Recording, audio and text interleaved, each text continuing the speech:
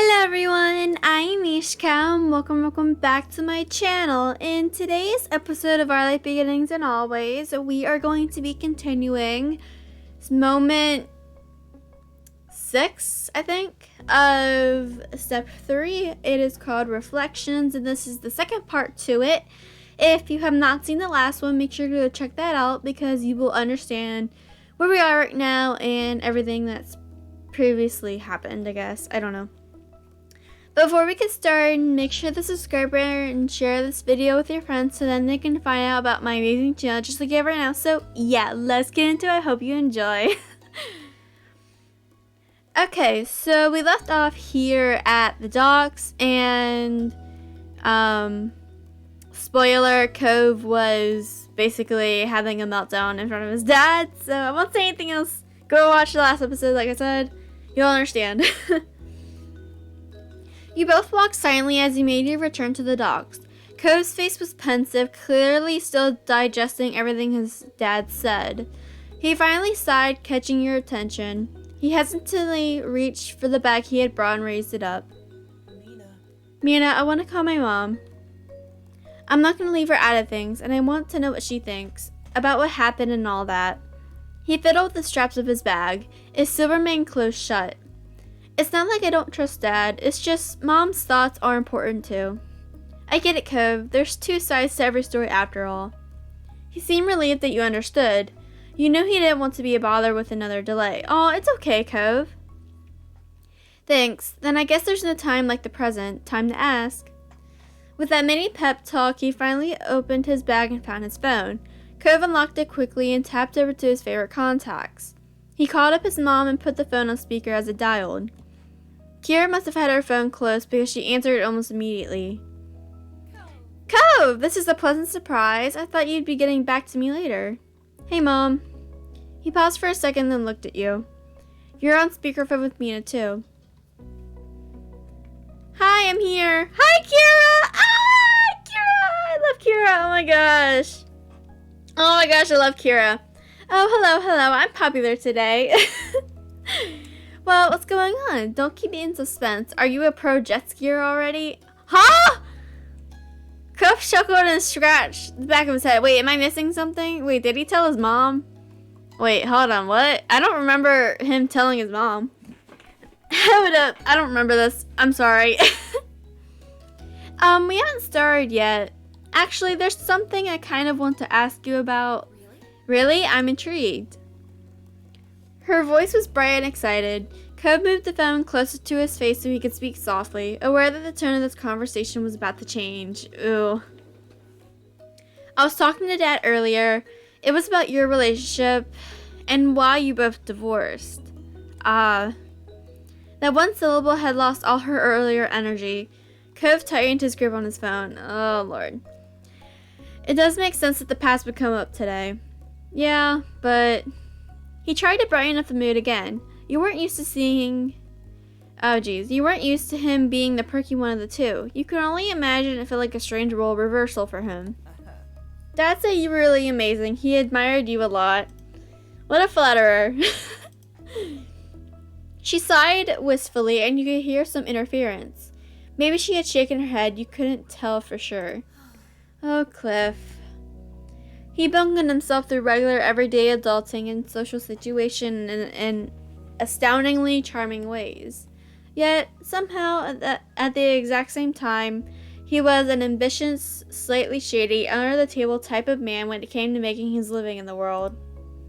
So, essentially, your father was an absolute heartthrob for someone such as myself. Cove and Kira laughed delicately. The tension was broken into something lighter, more familiar between the two. It's cool you both have nice things to say about each other. I agree, baby. Oh my god, I cannot talk. She took a moment before continuing carefully. Do you have questions about what happened? I'm not sure. Cove squinted at the phone in his hand as he tried to think, his free hand brushing through his hair. I just kind of wanted to know how you describe what it was like. Could I tell you what Dad said about it? I don't think Cliff would mind. Whatever he told you, probably what he'd say to me. Alright, go for it.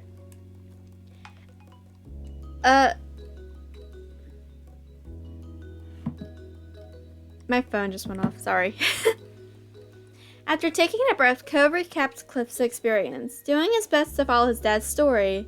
He went into a surprising amount of detail and not a single thing was missed. Kira listened in on absolute silence, letting her son speak without interruption. When Cove finished, she took another deep inhale of air. So, what do you think? Kira sighed softly. You heard a clacking noise like she was drumming her nails on the back of her phone or on a countertop. That definitely sounds like Clifford. It's not exactly wrong, but he doesn't have a total picture. He puts the emphasis on the wrong places, I think. What do you mean? For starters, Cliff unsurprisingly downplayed himself more than he had to. He did? What? Cove's eyebrows raised and his face continued to inch even closer to the screen. Well, since your dad was so praising of me, it's only fair to return the favor. When Cliff said he was already taking care of himself when he met me, he means he was on his own. Cliff's own parents were and still aren't friendly people. They've always had a combative relationship, though him getting into drinking and gambling as a teenager certainly didn't help. Oh gosh. He knew they'd kick him out at 18, so he saved them the trouble and left home at 17. He always found a way to make it work, even without support. I met him a few months after that. We hit it off right away. He was exactly what I wanted back then. We dated, and then half a year later, bam, you were on the way, Cove. She laughed fondly as Cove clung to every word. I was really optimistic about it all. I couldn't wait to be a mother, and I was more than happy that Cliff was the father who'd be along for the ride. We got married quick before you were born. Cliff's recollection of our wedding dynamic is pretty spot on. He was extremely stubborn and just, well, immature. Highly, highly immature. Her voice raised slightly, and you got the feeling she was thinking back to her memories living with him. She left the specifics unspoken. But it's not like I was growing up either. Everyone except maybe Cliff could see our relationship was no good, or at least not good enough yet to commit to. I knew, but I didn't want to give it up. I wanted to keep the family together. I thought if we divorced or were never together, then we'd ruin your life, Cove. Obviously, that wasn't true. I just didn't have enough experience at the time to realize there wasn't only one option for us. Maybe things would have been easier on you if we had split when you were still a baby, but it took me years to start figuring it all out. Cove nodded, even though his mom couldn't see it, thinking hard about something. He was likely remembering his own experiences back then. We were married but never seriously loved each other. We hardly knew each other. I don't mind that Cliff never viewed marrying me as some kind of dream come true. I honestly just appreciate that he tried giving my hastily made life plan a shot. I was the one. No way! Are you serious? Oh my goodness! I was the one who proposed after all, got down on one knee and everything. Oh my goodness, that's so cool! She huffed slightly, something between a cackle and a sigh. It's very funny and a little sad that Cliff still doesn't know why things changed between us. It's obvious to me, and I guess he does know deep down. He just never consciously made the connection. I'm not even mad that he didn't stay the same towards me. Love makes everything different. Oh, trust me, I know that. But you said, I know what I said. She interrupted before Cove could even finish his blurred out interjection. I don't mean Cliff and I. We were just two kids in a relationship that only ever worked when it was at its easiest. And then you were born little Cove James Holden. I loved you immediately and so did your father. Cove was stunned. His eyes started watering as his mouth clamped shut. Aw, Cove. The inclination we had towards each other paled in the face of that. Our love to you was the real deal. Cove, oh my gosh. Cliff was the proudest papa. Then in true Cove fashion, tears began to fall. He stayed silent, but you were pretty sure Kira knew the effect her words had on her son. No matter how much time passed, oh, sorry everyone. Cliff never got over how amazing it was that such a precious little boy was his. I should have taken the pictures of how he'd puff up whenever someone referred to you as a son. Oh, she sounded much cheerier now. A slight smile crept on Cove's face despite his tears. Then again, he still does that now. It wasn't hard to imagine Mr. Holden lighting up around baby Cove the same way he did with 18-year-old Cove. I remember how when a real argument started brewing, Cliff had a habit of walking away to cool off. He wasn't able to handle it. His son seems to have taken after him in that way. You heard her cackle and Cove looked down, a blush clear on his cheeks. Aw, you could just feel her smirk through the phone. Lord. She breezed over the next section airily. For our whole relationship, he always ended the fights by skipping out on me for who knew how long. I don't think even Cliff knew when he'd come back. That stopped when you were born. Cliff stopped running. He was still gone a lot for work and we still had fights, but he wouldn't leave. Instead, he'd go to your room, Cove. If you were asleep, he'd just sulk on the ground by your crib until you woke up. Sometimes he'd pace the room while holding you or sit on the floor and rock you. He'd stay with you until one of us decided we were ready to talk again. We didn't have a lot of furniture back then. That's part of the reason why Cliff was always hanging out on the floor. He really came to embrace it. Aww. When our relationship got bad enough that we didn't want to share a bed anymore, he always made sure I got to have the mattress. He instead set up a spot in the corner of the nursery just in case you needed anything through the night. He gave you a more private space when you got bigger, but he still always made sure he could be there for you. There's still no denying whether Cliff understands or not. He made his choice without prioritizing me, but it wasn't that he suddenly hated me. To Cliff, I was only a wife on paper. In his mind, I was a cool girl he had dated and generally liked. Nothing close to being the light of his life.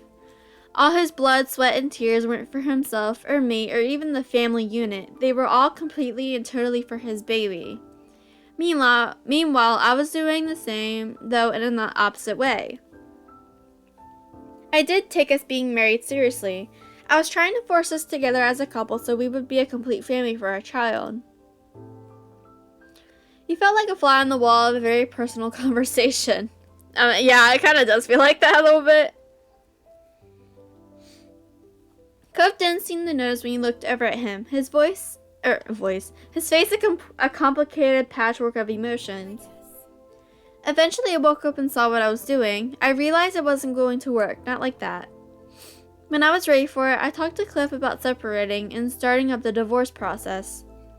He was shocked by it, and unfortunately it wasn't too long after when you had your accident, Cove. Mina, I don't know how much Cove really told you about it, but when he broke his arm, it terrified all of us. Cove could have died. Even back then, we knew he'd likely have a permanent scar he'd have to live with forever. Our parenting hurt our child, and he was one who had to carry the repercussions. You were a bit taken aback to be referred to directly. You still felt a little out of place, and she seemed completely focused on her son. Cove grimaced, and the hand holding his phone shook. Mom. Kira continued as if she never paused. It was heartbreaking, and then on top of it all, we had to put you through your parents breaking up. Taking that back wasn't an option, despite the timing. It felt like everything we had worked so hard for to make you happy was for nothing. I chose to believe we'd fix our lives from there, but to Cliff it seemed hopeless. He failed his son. It was easier for me in some ways. I had my family to lean on. That made it feel less daunting, less impossible. Cliff had only ever really known being on his own, by the happenstance of his birth and then by a choice. When we broke up, he knew he was going to have to put back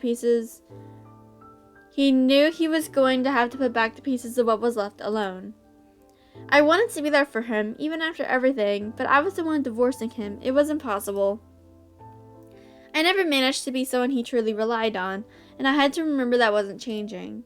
As bleak as it felt at the time, Cliff still tried not to let any of that show to you, Cove. He did what he could to keep your spirits high about the move, your new house, the scar, everything. So that's why.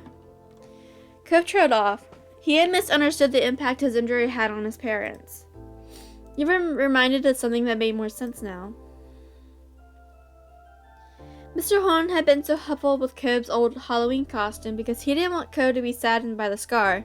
It was clear Cove was coming to the same realizations. Oh. Now, with that all said, if Cliff was a completely perfect and wonderful guy, I wouldn't have left him. Even if it was pretty good, I would have stayed. It was hard not to have custody. Sometimes I felt like a fun aunt rather than the mom I always wanted to be. I might have overcompensated a little at times because of that. She forced a laugh, but it had an uncomfortable edge to it.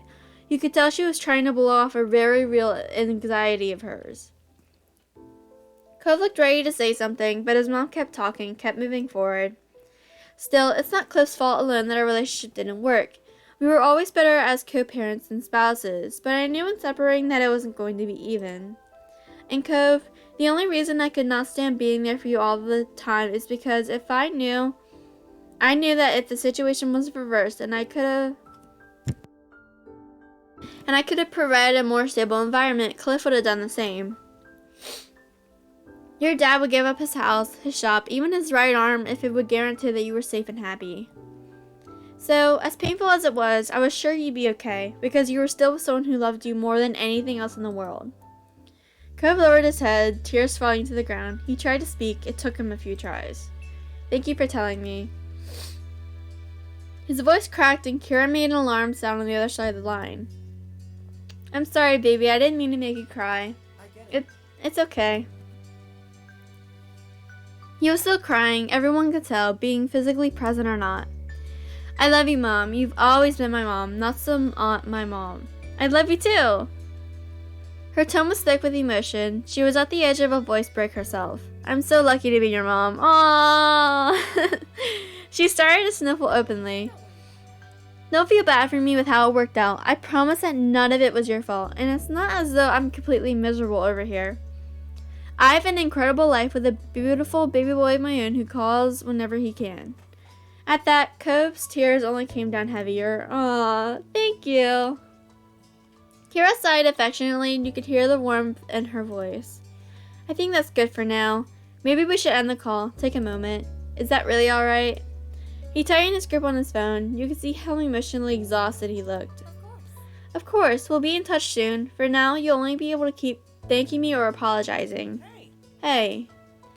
Cove cried out defensively over the accusation, making his mom snicker. Bye, and goodbye to you too, Mina. I'm glad you're there for my baby. See you. Bye, Kira! Bye, Mom. I love you. Bye. Love you too. No, Kira! Oh my goodness. What a conversation, though. Cove hung up. He let his hand drop to his side, his phone brushing the fabric of his wetsuit. His other hand went up to his face. He tried to wipe the tears from his eyes. His face was red and he struggled to put his phone back in his bag one-handed. You could tell he was getting worked up. He finally just used both of his hands and sealed his phone back into its normal place. Cove sniffed and then reached out for you. His hand trembled in your grasp and you could oh my gosh. And you squeezed back. He needed to feel your support. You want to go see your dad again? He didn't have to tell you what was on his mind for this. Cove nodded his head weakly. You rushed back the way you came, feet pounding across the boards of the dock, to return to the scuba shop for the third time. Oh my goodness. He reached his dad's store and Cove still wasn't slowing down. He pushed his way through the door at full speed. His hand released yours as he charged in. Mr. Holden had been walking around the middle of the store checking over things. Immediately, he turned at the sound. What's wrong? What? Where's the fire? He froze and he got a look at Cove's face. He worriedly opened his mouth, probably to ask what was wrong. But then Cove launched himself at his father. Cove threw his arms around Mr. Holden's neck. He buried his face on his dad's shoulders and started to sob with deep, hitching breaths. Cliff clearly had no idea what was going on, and his hands hovered awkwardly in the air. He looked to you for a brief second, hoping for understanding before turning all his attention on Cove. Aww, these two. They look so sweet. It's just, it's Cliff, smile, please. He wrapped both his arms around Cove's back. Cove looked secure in his father's embrace, protected and safe. It's okay. It'll be okay, whatever it is. It's going to be okay. Cove kept crying. He inhaled deeply, his voice choking up when he tried to speak. You always tried to be there for me when I was growing up and I was mean to you. I'm sorry. What? Mr. Horton was completely taken aback. He hadn't expected this to be the issue. You don't have to apologize. Ah, the smile. This is what I need. The smile. That's what I need. You don't have to apologize for that, bud. Kids are allowed to be mad at their parents. It's my job to take care of you. I really didn't want to do anything special. Or I really didn't do anything special. Cove shook his head as empathetically as he could while still tucked in against his dad. You've always supported me no matter what. You've always loved me. I wish I realized how much you did sooner. Cove squeezed him tighter. Thank you. I love you, Dad. Aww. I love these two. Oh my god. At his son's heartfelt confession, the father had became choked up as well. He compressed Cove into a crushing hug. Ah, the smile! That's what I need! This is what I need! Smile! I do love you. I always will. You can count on that. I want to be there for you too. They clung on to one another, absorbed in the moment. Then after a little while longer, they slowly began to loosen their hold. Cove sniffled and moved so he could use his palm to wipe away his tears. His dad's shirt was visibly damp where his face had been. Cliff patted the top of Cove's shoulders. He looked at his son with pride. You've grown up so much. Cove started to laugh through his tears, a wavering smile on his lips. You doubt that Cove would have ever thought that crying on his dad's shoulder was a sign of maturity, but it was true. Cove had changed over the years. Oh. It made you wonder if there was more to understand about your moms. You thought back to when you were little and tried to think if you'd ever change perspectives on your parents. You appreciate everything they had done for you, but maybe you could tell them thank you when you got home, just in case. Cove wiped out his eyes again. You're a good dad. You're a good son. Mr. Holden was plainly touched by the words and beamed at his beloved child. Cove looked away and shyly traced his scar. Cliff chuckled and released Cove to rub the back of his neck. The earlier panic had bled off and left the confusion. I'm glad we had this talk, but what was it that made you cry in the first place? You weren't too bad off when you left before. Oh. Cove ducked his head further down, getting a very good look at the scuff marks on the floor. I called Mom. I wanted to talk to her about all this. He kicked one of his feet shyly, swinging it back and forth against the ground. Things felt really hard when I was younger, but it wasn't just me going through stuff, Dad. You never gave yourself credit.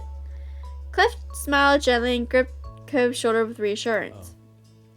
Kira is an amazing person to come to my defense. For me, the only part was seeing you and her unhappy. Everything else, that was nothing. He wrapped an arm around Cove's neck for another side hug. Cove leaned into the embrace and glanced up at his dad. Your old man is tougher than he looks. Check out how powerful these arms are. And this is 10 years on. I was in my prime those days. Oh my god, Cliff. Cove laughed. It was a light sound full of fondness. Okay. He quieted down a little, finding a quick moment of seriousness. Thanks again, Dad. I know you don't want me to feel bad, and I'm happy. Because of everything you and Mom did, I have a really nice life. Mr. Holden's continuance became much more serious. He didn't take what was said lightly. Cove, you are very welcome. That's so good to hear. Then he let Cove go again. This time they both took a step back to their normal proximity. Mr. Holden cleared his throat. He looked you right in the eyes. I also appreciate that you were here for support, Mina. What a loyal partner. Yeah, we're loyal. That's me. Cove looked down embarrassed. You're both so sweet. He grinned at the couple of big softies. Aw. Cliff smiled warmly. He nudged Cove gently as if to say, look how lucky you are. These two are so cute. You guys are so sweet. Hey, maybe I ought to give you another $20 for all this. You put up with a lot over the years. Oh my goodness. Cove turned to you, shaking his head. I told you that you got a bad deal. But seriously, Dad, you have to stop offering her money. You laughed. Cliff was a riot. Okay, I'll leave making jokes about that to Cove. Cove smiled, satisfied at that. Alright. Cove exhaled slowly, his posture relaxing. We better get going. You still have work done, and I think Mina has been patient enough. I didn't bring her here to watch me cry to my parents. Cliff grinned and waved the two of you off. Sure thing. I'm happy you both stepped in, but you gotta go have some fun. Be careful out there. I don't need to go jet skiing anymore. Mina, if you still want to go, I don't mind watching. No way! You are a mature young man. If you want to jet ski, then you should go out and jet ski. I'll still be here if you need anything, right? Yeah, okay. I almost forgot why I came out here in the first place. Honestly, I kind of forgot too. Cove waved to his dad as he started walking out. You followed. When you turned back to Mr. Holden, before you went out the door, he was waving. Bye, kids. You'll do great. Once again, as had become today's habit, you and Cove walked down the dock side by side. This time, Cove had a bounce in his step. His smile was soft but radiant. Thanks for staying and sorry for how long it took. It's okay. You do the same for me. You had his back and he had yours. It was just how things went between the two of you. Cove grinned at you, all grateful positivity and sunshine.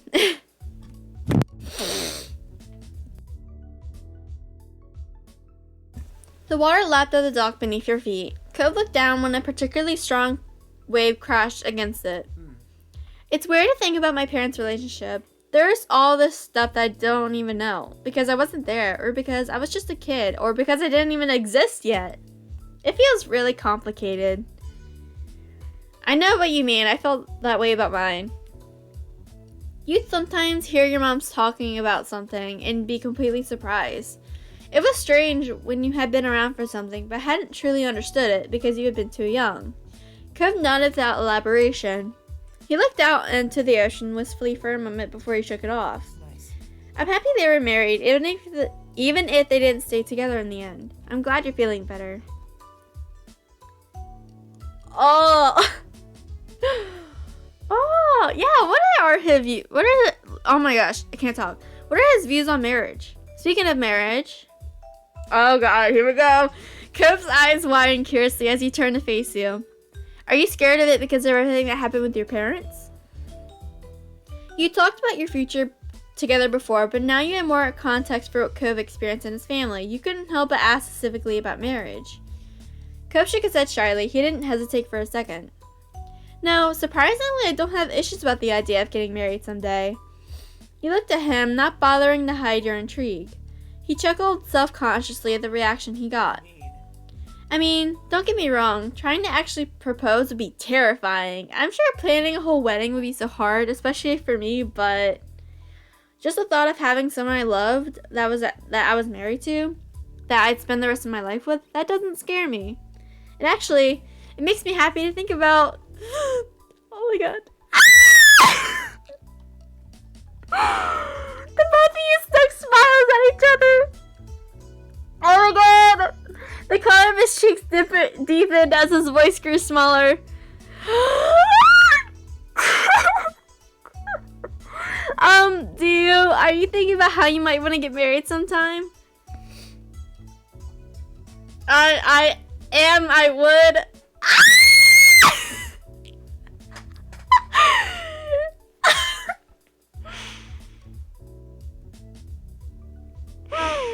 Oh god! I'm like bouncing around in my seat. Oh my gosh. You felt your emotions buzzing as you admitted that to Cove of all people.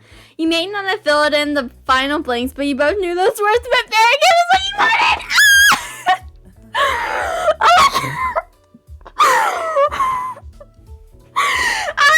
Oh my god. Girls, okay. Okay, I wasn't expecting this. Oh god. I love this episode. Cool, that's cool. Marriage is, nice. Oh my god. He let out a trembling laugh and desperately searched for a way to calm his obviously rising nervous tide. Oh god. Oh my goodness. Okay. He settled on changing the subject. Alright, no more distractions. Let's go. It's time to jet ski. And that is where I'm gonna end today's episode because we can go jet skiing next episode. Oh my gosh, okay. What an episode. So I don't even know. My brain needs to process what we just talked about with Cove. Oh my god. Okay, but yeah, everyone, that's all for today's video. But lastly, you're done, and thank you for watching. Have a wonderful day, everyone. Bye.